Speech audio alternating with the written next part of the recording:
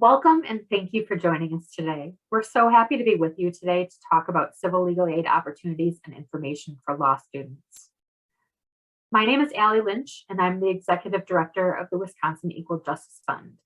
WEJF's primary mission is to raise funds for 3 providers of pro bono civil legal aid services to low-income individuals and families in Wisconsin. Those 3 providers for whom we raise funds are the 3 you'll hear from today: Wisconsin Judicare, Legal Action of Wisconsin, and Disability Rights Wisconsin. You'll find a list of additional providers of civil legal aid in Wisconsin on the bottom of your flyer or at the bottom of the webpage related to this presentation. You can find that page for this presentation at www.e-justice.org/studentinfo. After you hear from our legal aid providers, I'll tell you a little bit about how civil legal aid is funded, more about WEJF, and we'll have lots of time at the end for questions. So what is civil legal aid? Civil legal aid is help available in non-criminal cases where you cannot afford an attorney on your own. We all know that the U.S. Constitution assures us the right to legal counsel if we're accused of a crime, but civil legal aid is there for people facing issues related to housing, employment, veterans benefits, disability, public benefits, consumer law, bankruptcy, domestic violence, abuse and neglect, and family law matters, including divorce and child custody and support and visitation. If you cannot afford legal assistance to help you deal with one of those types of issues, you're on your own without civil legal aid providers. And unfortunately, this is an area that's sorely lacking in resources, both financial resources and time resources, meaning there just aren't enough civil legal aid attorneys and staff to presently serve everyone in need. So that's what civil legal aid is. Now, why do we support pro bono legal services as a profession?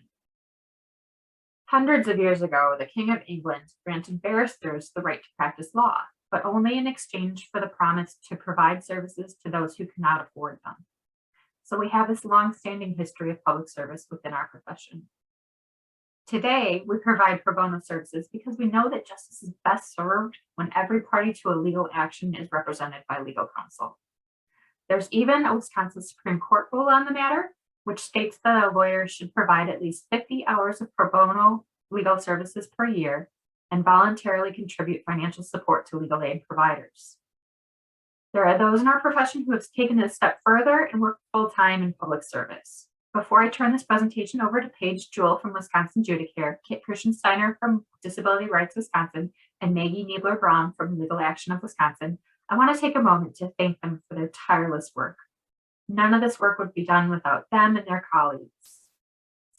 So now I turn it over to you, Paige.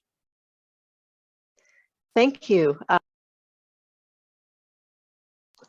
Muted myself on accident. I'm just starting my little stopwatch so I don't go too long. My name is Paige Jewell. I'm from Wisconsin Judicare. I am our Private Attorney Involvement Director. I started as a staff attorney. We have many staff attorney positions, but I believe our other speakers will talk a bit more about making legal aid a career, a full-time career. So I'll skip over that mostly. I worked in elder law and family law and a little tribal law as well since 2017. And for the past almost a year, I've been our Private Attorney Involvement Director. As you might see from the PowerPoint, Judicare serves a big swath of area, mostly rural. We serve the whole northern 33 counties, and depending on the legal matter, we serve tribal members, Native Americans throughout the state. And we have some remote workers, but our one main office is in Wausau. And our the people we serve in the list that I have, like family, housing, employment, Indian law, benefits, as I mentioned, elder rights or financial abuse. There's just so many counties and so many areas of practice, wills and powers of attorney, I didn't mention that in there, that we really rely on our private attorneys who have a specialty that we're not as familiar with, or who are local to a county that's very far away from us, so that they can provide more personal care to many of our clients and more specialized service if it's a unique area of law. So we really rely on our attorneys for that kind of thing. One thing that Judicare does that's unique if you are going into private practice per se, we of course have pro bono opportunities. If you'd love to donate your time, we will take it. We will take your time. We will give you consults with clients or full cases in the areas of law that you're more interested in, provided that it's something we can, an area of law that we can also work on. But we also do something that we call low bono. So if you have, if you want to take more cases from Judicare, but you can't afford to just take pro bono cases, we, for many of our cases, will match it with a client, with an attorney, and that attorney will be paid a reduced rate for their time on that case. Currently, it is $60 an hour, plus we cover a variety of costs, which if you compare that to public defender work or guardian ad litem appointments or some other similar appointments, it's not very far off. It's not going to make you rich, but it helps cover for your time to help keep the lights on and things like that, and helps motivate the attorneys to provide quality service for each of their clients. And how you can do that is either by putting your name on a list of ours so that we share it with clients who are looking for an attorney, and they can use that to find you, or if there's a unique circumstance where we think the client needs help finding an attorney, we will reach out to you directly. So if you don't want your name on that list that goes to clients in your area, you can just leave your name on our private list and get probably fewer phone calls, but more pleading phone calls from me saying, oh, this person really needs help, please help them. So in that way, there's a lot of flexibility with working pro bono or low bono to provide services to as many clients as you can, but only when you want to, not when, you know, you always can decline a particular case, but we love it when you take them on. I haven't seen anything pop up in the chat, but I think we have Q&A later on. So I would pass it along then to, I believe, Kit Kirschinger from Disability Rights. Yeah, did anybody have any questions for Paige before we go on? Okay, yeah, Kit, go ahead. Thanks so much, Paige. Hello. Hi, Kit. Thank you all for braving the cold. I'm Kit Kirschensteiner. I'm the Director of Legal and Advocacy Services at Disability Rights Wisconsin. We are a statewide organization, cross-disability organization that does legal and policy work for individuals on behalf of individuals with disabilities across the state. So we're a little different than, we're not a legal services corporation as one might, you know, expect, I think, for both Judicare and the rules for Judicare and LAW. We are mostly federally funded, but we also have a significant piece of state funds as well for the variety of programs that we have for cross-disability issues across all systems. We do work in jails and prisons and mental hospitals and group homes. I think we're primarily charged with on the P&A side, protection and advocacy side, which is a nationwide system of federal that we get our federal grant funding through. Our primary purpose is to protect individuals against abuse and neglect, physical, verbal, financial. And then we have state programs that do more work with getting people services. We do that as well, but a lot more work with getting people services and making sure their rights are protected. Generally, we do employment discrimination, we do housing discrimination, but we don't do all the clients on the you know, I don't know, I don't want to say at a more of a retail level, but we don't do a lot of cases, put it that way. We strive to do impact law. and we're always looking for attorneys. And I guess I'm pitching more, not the you're in private practice and then you volunteer some time.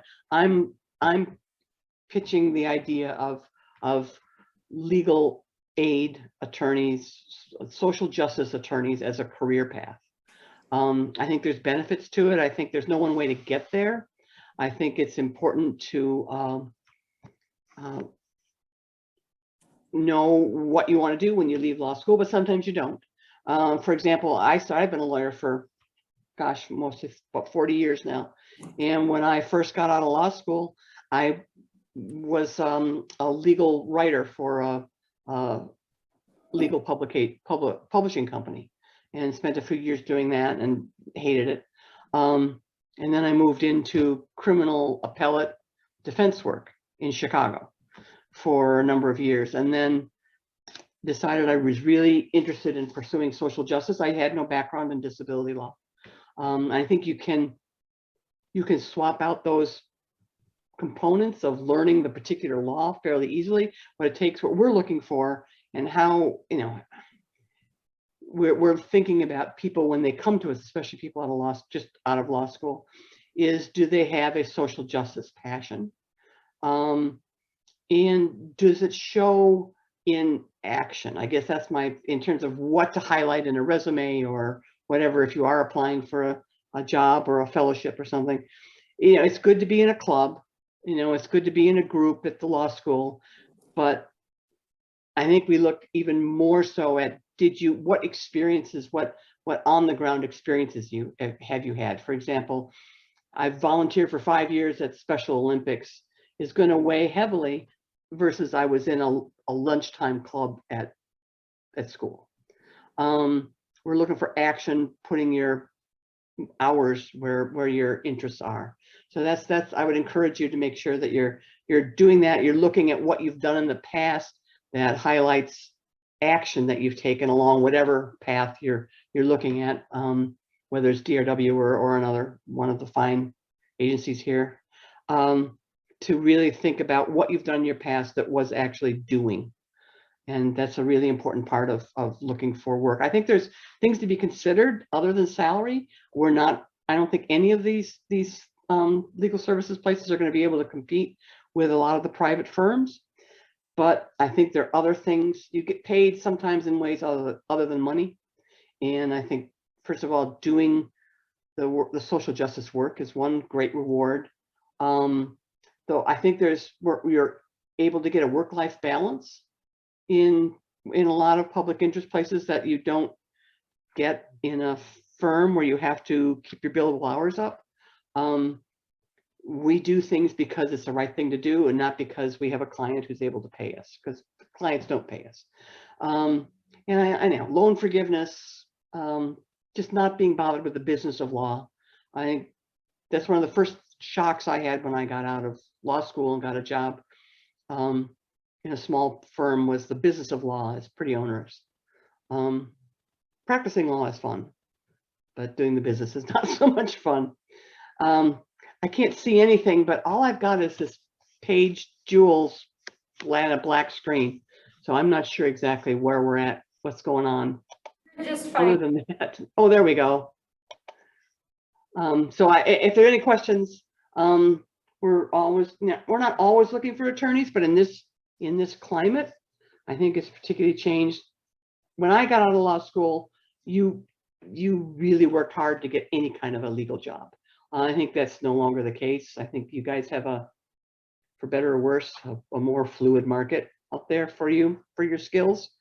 But I would encourage you to think about a career in social justice law, whether it's with one of these 3 organizations or another one. It's really rewarding. It really is. May not help your bank account as much as you would like, but with loan forgiveness now, like I know we're part of the loan forgiveness program, it makes it more viable. So I pass it on to the next speaker, unless there are questions. Yeah, does anybody have any questions for Kit before we move along to Maggie? No questions for Kit. Thanks so much, Kit. Maggie? Hi, thank you for having me. I just want to, thank everyone for coming out. It's so cold. I'm jealous that you guys are eating pizza and I'm stuck in my office eating the lame lunch that I packed for myself this morning. So I am the coordinator for the Volunteer Lawyers Project and the LAP director at Legal Action of Wisconsin. So I do all of Legal Action's pro bono coordinating and all of our pro bono programming. Legal Action is a legal service corporation funded agency, and so we cover the part of the state that Judicare Page's office does not cover, so the 39 southern counties. So we do have the Madison and the Milwaukee markets in our service area. Our priority practice areas are very similar to Judicare's. So we cover consumer law, employment law, housing, public benefits, and family law are our 5 priorities. And then we have special funding for projects that focus on different kinds of, human trafficking survivors, sexual assault survivors. We have a big farm workers project that does farm worker outreach. We have lots of different dedicated funding, including funding from WEJF as well. I coordinate our pro bono, but I just wanted to talk about good ways for law students to launch your public interest career while you're in law school. What can you do now to get to the place where, like Kit was saying, you're getting hired and you're going to start working in a public interest firm, or even to start, preparing yourself to making pro bono part of your practice if you are going to go into private practice. I started out as a paralegal prior to law school, and then I went to law school with public interest law in mind, because I was at a public interest firm when I was a paralegal. And then when I graduated, I received a fellowship to start my career, which started a project at a public interest firm in Philadelphia. I was doing immigration law at the time, and was there for 7 years. And then my family moved to Milwaukee, and I was in private practice for a year. And honestly, I really missed the rewards I was getting of having a public interest career. And at that time, my current position at Legal Action opened up and I applied for it. And I didn't expect that I was going to leave, more of the direct service side of public interest law and practice for more of a program administration and program coordinating and developing. But I did. And I've found, both sides, both direct service, working directly representing clients every day in a public interest firm, very rewarding, and also more of the administrative side that I do now. So, there's lots of different ways to get in this career. One of my colleagues that I work with the most started his career at Quarles and Brady, went to GE, and now he's the director of of the housing in Milwaukee and our eviction defense project, which is a pretty big project here in Milwaukee. So there's lots of different ways to end here.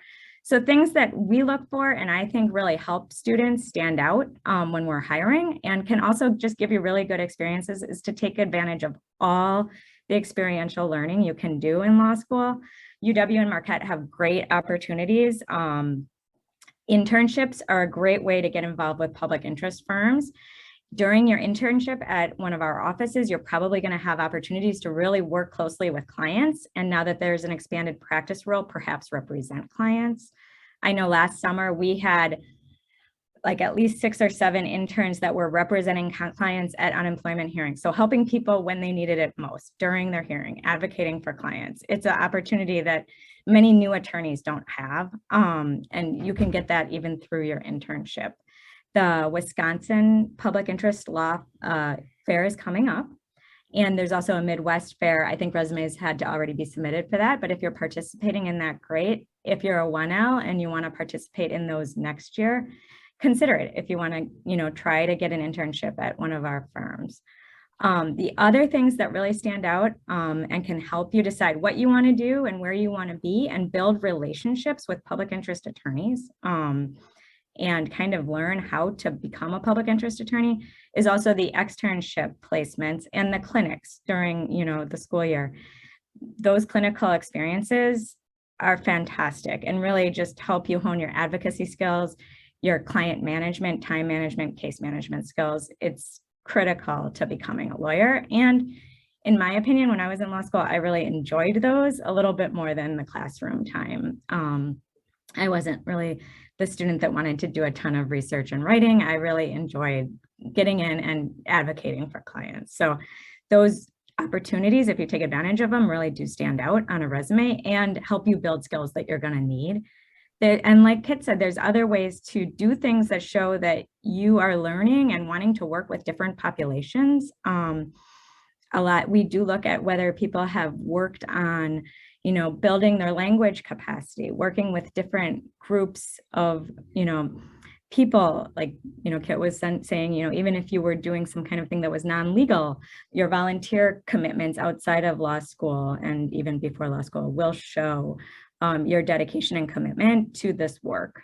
I also want to just plug your career services. You guys have great services there on law school campus. Take advantage. It will help you, really focus your applications, focus your cover letters, focus your resume to make the skills and the opportunities that you've had stand out, and help you really link your experiences with the work that you want to do. A lot of career services will, let you do practice interviews. They can help you develop fellowship applications to work at, schools.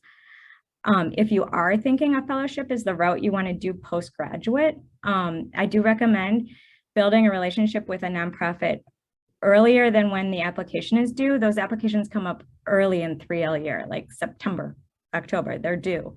And to develop a project and have a really good, solid plan that you're submitting to those applications, which are very competitive, I just really strongly recommend that you reach out to those, like service providers like our offices early in the spring, maybe even try to get an internship and start working on developing a fellowship application during your internship is a really good idea, because those do come up very quickly if you're just starting to think about it at the beginning of your 3L year.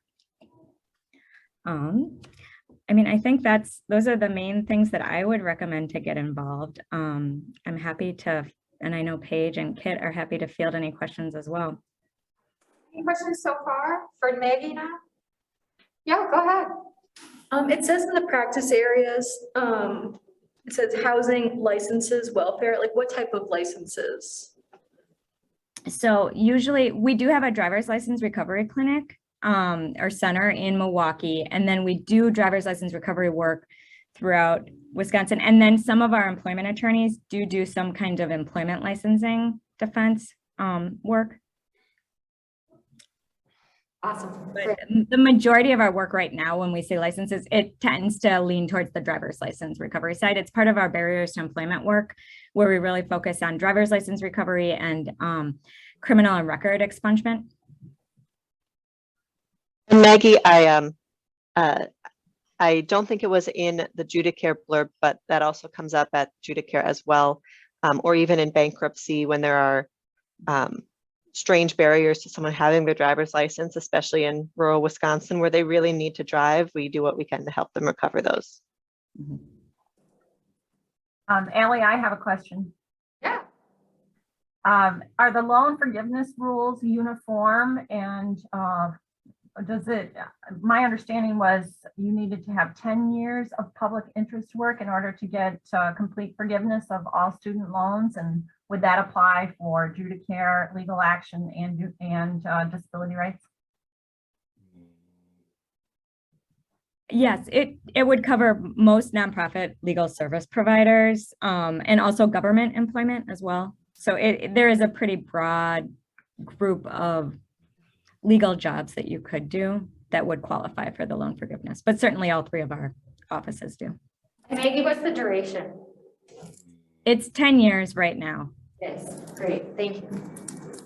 Any other questions? But Go ahead. but that it doesn't have to be 10 years at one single place. So like I know someone who worked at Judicare and then moved to Milwaukee and is now working at legal action. Those years add up together. Right. And that's how I got mine. I was in Philly for 7 years and only 5 years of those counted because some of it was before the loan forgiveness existed. And then I was in private practice, that didn't count. And then when I came to legal action for another 5 years, I qualified. So. Awesome. Any other questions before we move on? I'm gonna move along here and talk about funding for civil legal aid, because that's really where I come in and where Wisconsin Equal Justice Fund comes in. And we call it WEJF all the time. You heard Marta talking about WEJF. So legal aid is funded through public funds, hybrid funds, and private funds. So there's public funds, there's the Legal Services Corporation. So you might have heard both Paige and Maggie talking about their organizations are both legal services corps. So they get funding in part from the Legal Services Corporation. That was something that was, you might have heard about in the news a couple of years ago, was really in danger of losing funding. So that's a really big portion of where funding for civil legal aid comes from. Hybrid funds like with staff and fees on your state bar dues, renewals, ProHuc VJ applications. If somebody wants to apply to practice in Wisconsin from out of state, a portion of those application fees goes towards civil legal aid funding. And then there's private funds that come from individuals, organizations, and foundations. And so WEJF, I'm the executive director, I'm the sole employee.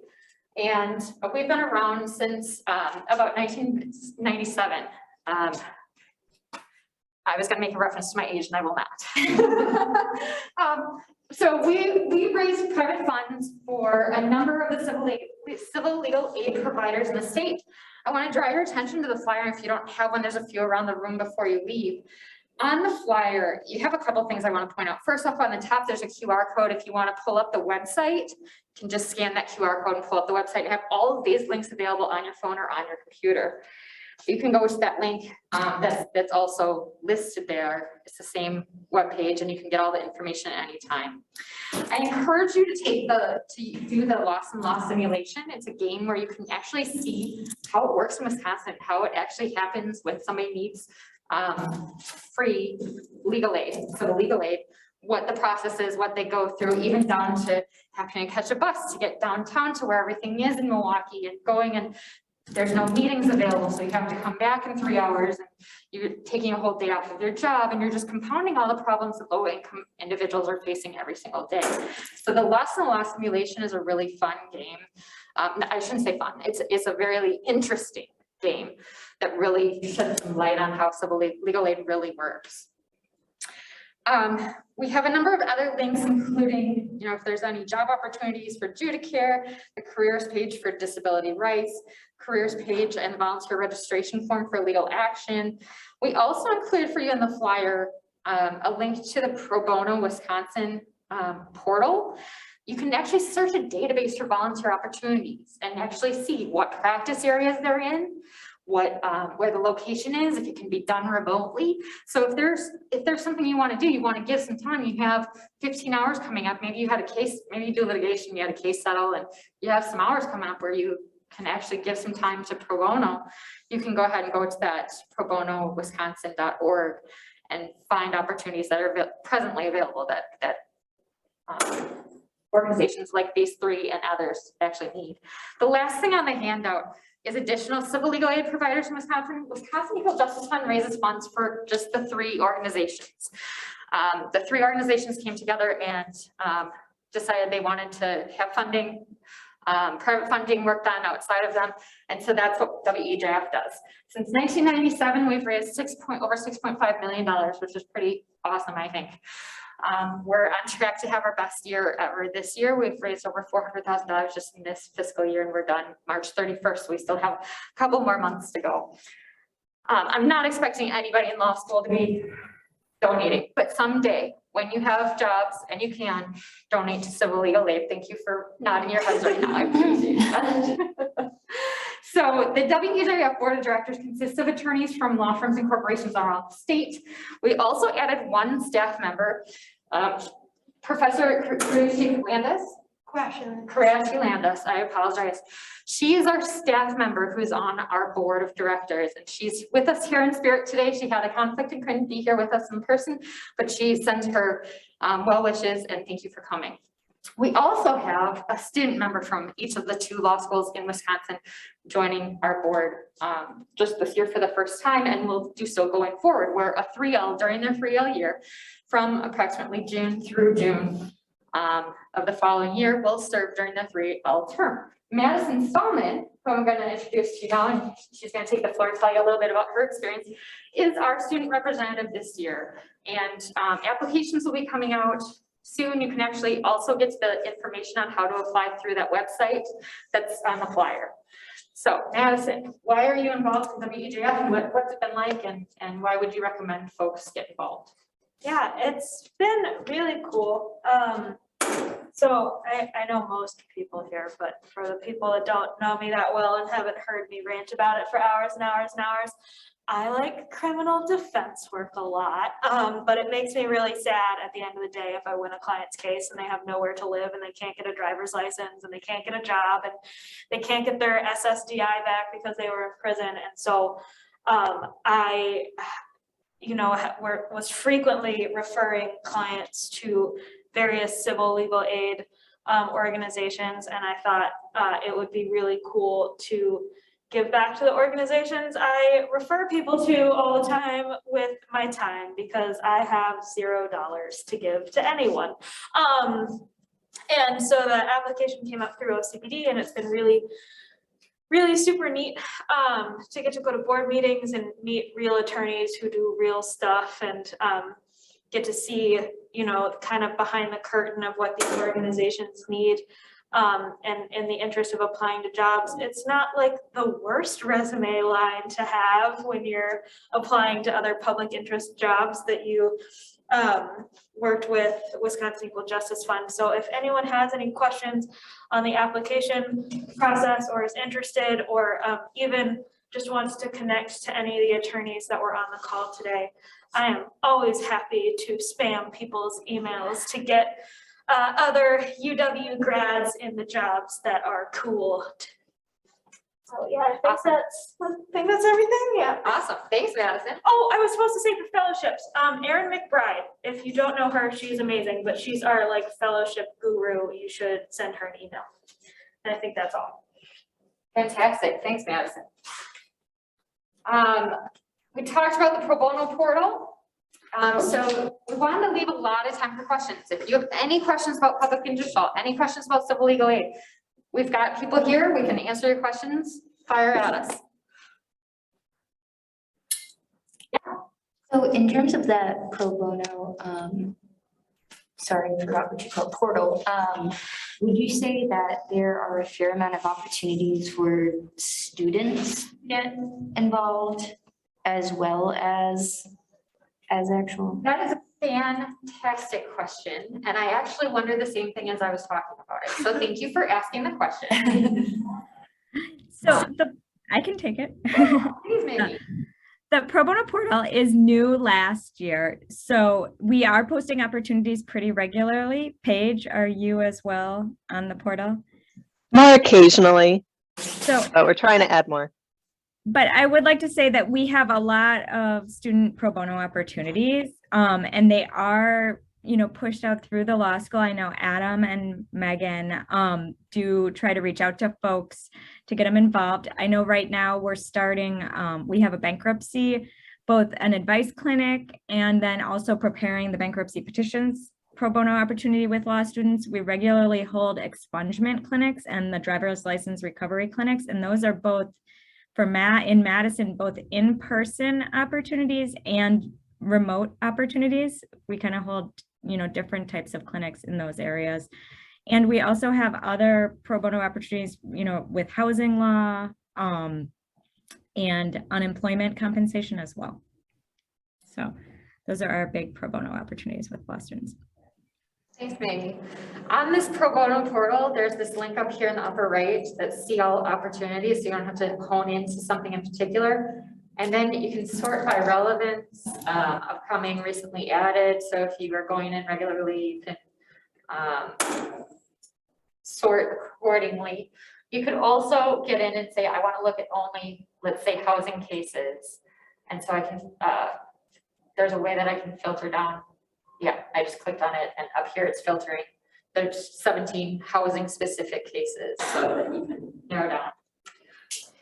And I will say in the portal, I don't see how they can see it as a reader, but when we describe each opportunity, there's a box we can check for if it's a good opportunity for law students. You know, we check, is this a good opportunity for remote attorneys or all attorneys or law students?